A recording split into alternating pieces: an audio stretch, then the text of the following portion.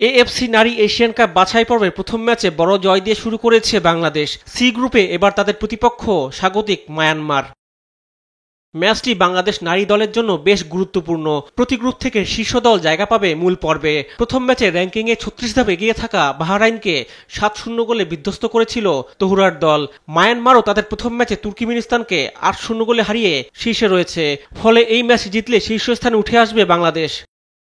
বাহরাইনের বিপক্ষে দাপুটের জয় আত্মবিশ্বাস যোগাচ্ছে তহুরা, ঋতুপর্ণা চাকমা, মারিয়া মান্ডাদের। মায়ানমারের বিপক্ষেও এই ধারাবাহিকতা ধরে রাখতে চাইবে লাল সবুজের প্রতিনিধিরা।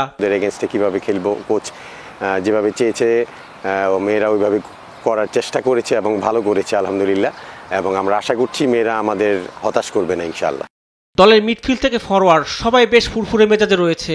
মায়ানমারকে হারিয়ে মূল পর্বে খেলার কাজটা সহজ করতেই মাঠে নামবেন তারা।